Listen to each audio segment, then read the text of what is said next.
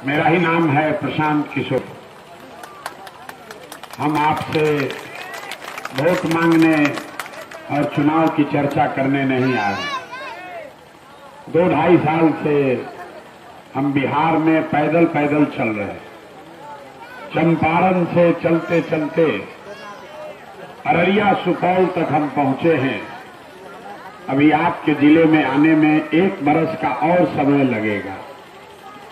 बीच में अभी बाईपोल है, तो हमारे साथियों ने कहा है कि यहां पर आएं और लोगों से बातचीत करें। आप यहां पर आए हैं, आपको लगता होगा कि प्रशांत किशोर कहेंगे किसको वोट देना है। तो मेरे भाई, हम आपसे वोट का कोई अपील नहीं करेंगे। जिसको वोट देना है दीजिए, लेकिन आपसे वो बात जरूर करेंगे जो पिछले 2-2.5 साल से गांव-गांव पैदल जाकर जनसुराज में करते हैं। 2-2.5 साल में हमने जो बिहार में देखा, 5000 गांव में दलितों के बाद सबसे ज्यादा गरीबी, बदहाली, फतेहाली अगर कहीं दिखी तो वो मुसलमान भाइयों के गांव में दिखी। इतनी बड़ी आबादी और जो मुसलमानों की दुर्दशा है वो शब्दों में बयान नहीं हो सकती। कई नेताओं का भाषण आपने सुना होगा।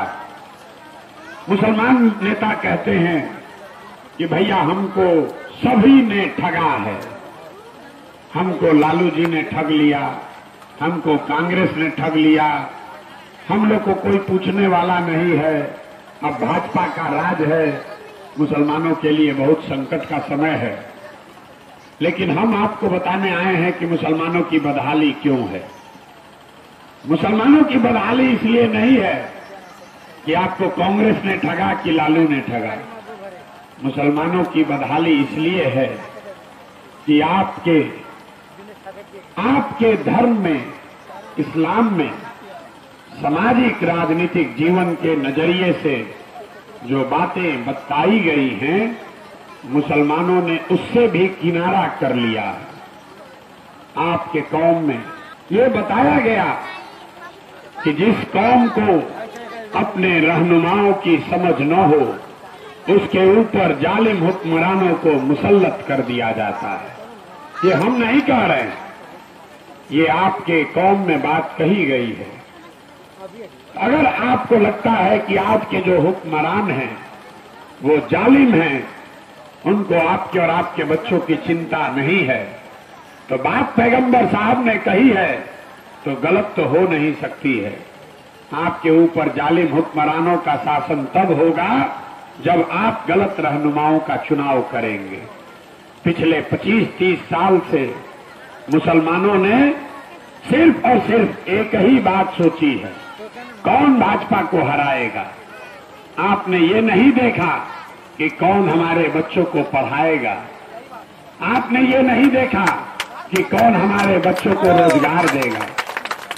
आपके मन में ये डर बैठा दिया गया कि तुम अपने बच्चों के लिए पढ़ाई की चिंता मत करो, तुम हमसे रोजगार मत मांगो, तुम हमसे सड़क मत मांगो, सिर्फ और सिर्फ हमको वोट देते रहो क्योंकि हम भाजपा को हराएंगे। देखिए, आपकी कौम कुरान का पहला शब्द, आप लोग दिन में 5 बार नमाज पढ़ते हैं, कुरान का पहला शब्द है इकरा। पहली आयत है इकरा बिस्मे रब्बे कल लजी खलक। ये कुरान की आयत है। जिस कौम का पहला शब्द ही अल्लाह ने बताया पढ़ो, वो कौम आज देश की सबसे अनपढ़ कौम है। और कोई मुसलमान नेता बैठ के ये चर्चा नहीं कर रहा है कि हमारे बच्चे पढ़ेंगे कैसे। दिन भर बैठ के खाली यही है कि भैया भाजपा को हराएगा कौन। ये मुसलमानों की दुर्दशा का कारण है। आपके हदीस में पैगंबर साहब ने बताया, लिखा हुआ है कि हर मुसलमान का ये फर्ज है अपने बच्चों के साथ इंसाफ करने का। अच्छे से लिखा हुआ है कि हर मुसलमान को अपने बच्चे का अच्छा नाम देना है, उसकी अच्छी परवरिश करनी है, उसकी तरबियत करनी है। और आज आधे से ज्यादा मुसलमान चाह कर भी अपने बच्चों के साथ इंसाफ नहीं कर पा रहे।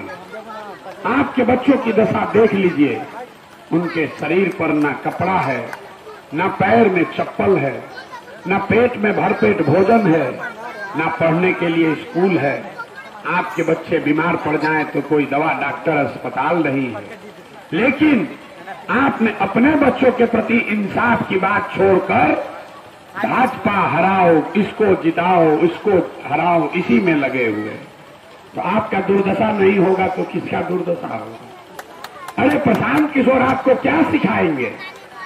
जो बात इस्लाम में आपके पैगंबर साहब ने सिखाई, जब उसको नहीं मान रहे हो तो प्रशांत किशोर की बात आप क्या मानिएगा? आपके कौम में ये बताया गया कि बिना जद्दोजहद के जीवन में कुछ भी हासिल नहीं हो सकता। और आज का जो मुसलमान है वो राजनीतिक जद्दोजहद नहीं करना चाहता। आप अपने घर में गांव में बैठ के सोच रहे हैं कि ऊपर से कोई रहनुमा चला आए जो हम लोग को भाजपा से जीत दिला दे। आप वो जद्दोजहद नहीं करना चाहते। कौन आपका रहनुमा आएगा? कोई भी नहीं आएगा। न कांग्रेस आपका रहनुमा हो सकती है, न तेजस्वी, न प्रशांत किशोर। इतनी बड़ी कौम में, इतनी बड़ी कौम का रहनुमा कोई प्रशांत किशोर नहीं हो सकता। आप 30-35 साल से राजनीतिक बंधुआ मजदूर बनकर सिर्फ और सिर्फ लालटेन को, राजद को और उनके सहयोगियों को वोट करते रहे। कभी नहीं पूछा कि भाई हमारे बच्चों का क्या होगा, हमारे बच्चों को क्या मिलेगा। आप ये नहीं पूछते हैं। मुसलमानों की ये दुर्दशा हो गई है कि आपसे कोई वोट मांगने भी नहीं आ रहा। मुसलमानों के गांव में कोई राजद सीपीआईएमएल का कार्यकर्ता नहीं आता है। उसको मालूम है कि सामने भाजपा से लड़ाई है, मुसलमान से वोट मांगे या न मांगे अपने आप जाकर उसको वोट दीजिएगा ही दीजिएगा। अरे भाई, जब आपने अपने आप को बंधुआ मजदूर बना लिया तो आपके बच्चों का भला होगा कैसे? इसीलिए ये प्रयास शुरू किए। वोट नहीं मांगते, आपको ये बताने आए हैं कि अगर आप जद्दोजहद नहीं करोगे, आपके बच्चे राजनीति में नहीं आएंगे तो आपका और आपके कौम का भला नहीं हो सकता है। जिस मुसलमान से बात कीजिए वो कहता है कि हम लोग को कोई टिकट नहीं देता है, भागीदारी नहीं है। इस बिहार में जहां आपकी 18% आबादी है, सिर्फ 19 विधायक यहां पर मुसलमान हैं। सभी पार्टियों को मिलाकर सिर्फ 19 मुसलमान विधायक हैं। ये आपके लिए चिंता का कारण होगा, हमारे लिए नहीं है। आपके सिर्फ 19 विधायक हैं, ये चिंता का कारण नहीं है। चिंता का कारण ये है कि आबादी के हिसाब से यहां 1650 मुखिया, 1650 पंचायतों में मुखिया कोई न कोई मुसलमान भाई होना चाहिए। लेकिन पूरे राज्य में 1200 से कम मुखिया ही मुसलमान हैं। आबादी के हिसाब से 27,500 से ज्यादा लोग वार्ड सदस्य मुसलमान होने चाहिए, हैं सिर्फ 11,000 से कम। आप जरा सोच के बताइए, विधायक बनने के लिए आपको दल का टिकट चाहिए, इसलिए आप विधायक नहीं बने। लेकिन मुखिया बनने से आपको किसने रोका? वार्ड सदस्य बनने से आपको किसने रोका?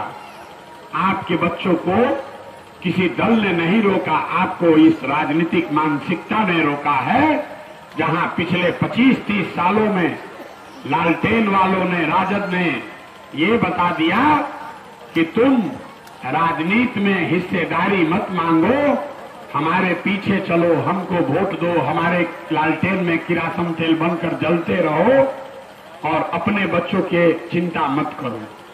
यही आपके दुर्दशा का कारण है। जब तक आप लोकतंत्र में अपने लिए जगह नहीं बनाएंगे, तब तक कोई आपका भला नहीं करने वाला। यही बात बताने आए। जन सुराज में हम वोट नहीं मांगते, आपसे आपकी दुआ मांगने आए। और आपसे आपके बच्चों की सहभागिता मांगने आए। आप अपने बच्चों को जन सुराज में जोड़िए।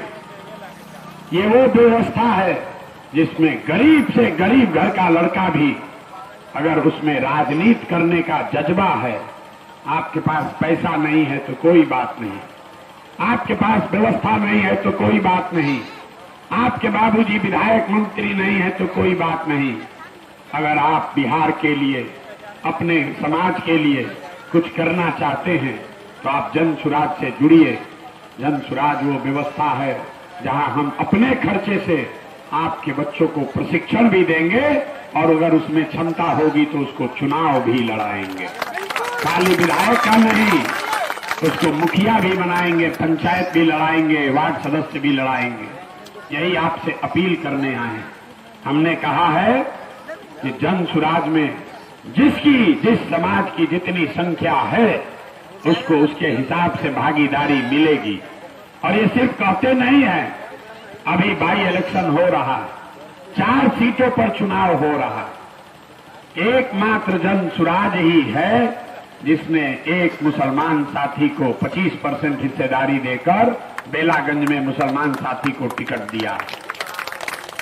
जिस दल को 30 वर्ष से आप अपने खून पसीने से सींच रहे हैं, वो राजद वालों ने आपको कोई टिकट नहीं दिया है, वो एमएल वालों ने आपको कोई जगह नहीं दी है।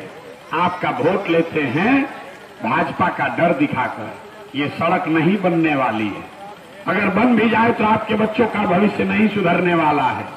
आपके बच्चों का भविष्य तब सुधरेगा जब आप अपने बच्चों के लिए खड़े होइएगा। किसी के पीछे चलने से भला होने वाला नहीं है।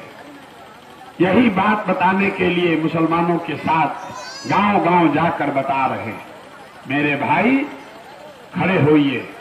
जो बात इस्लाम में आपको बताई गई है उसको आत्मसात कीजिए, वहीं से रास्ता निकलेगा। इस्लाम में बताया गया है जब आगे का रास्ता न दिखे तो बेशक मशवरे में खैर है। तो आपसे मशवरा करने आए हैं। मुसलमानों के साथ दिक्कत ये है कि आप जिसको हराने की कोशिश कर रहे हैं वो तो आपको परेशान करिए रहा है, जिसको आप जिताने के लिए वोट दे रहे हैं वो भी आपको अपने बगल में नहीं बैठा रहा। वो भी कहता है कि लोग जयान जा कहां, इनको तो वोट देना ही देना है। तो जब तक इस राजनीतिक बंधुआ मजदूरी को आप खत्म नहीं करेंगे तब तक मुसलमानों को उनका हक नहीं मिल सकता है। लोकतंत्र में सबसे ज्यादा जरूरी है अपने लिए विकल्प रखना। अगर आपको राजद को वोट देना है दीजिए वोट, लेकिन कम से कम उसको बताइए तो सही कि मेरा काम नहीं करोगे तो जन सुराज में चले जाएंगे। जन सुराज जब आएगा तब आएगा, लेकिन राजद वाले आपको अभी से पूछना शुरू करेंगे। हमारी बात पर भरोसा नहीं है तो अभी एक हमारे साथ सेल्फी खींच के, फोटो खींच के अपना फेसबुक पर डाल दीजिए, और जो भी एमएल का राजद का कार्यकर्ता है तुरंत फोन करेगा, अरे चचा काहे नाराज है, काहे जन सुराज में गए थे। जिसने आपको पिछले 4 बरस 5 बरस फोन नहीं किया होगा, आज वो आपको फोन करेगा, आपसे पूछेगा क्यों नाराज हो, क्यों जन सुराज में जा रहे हो। तो आपको जन सुराज वही रास्ता दे रहा है। इस विकल्प को चुनिए, इस विकल्प को अपनाइए।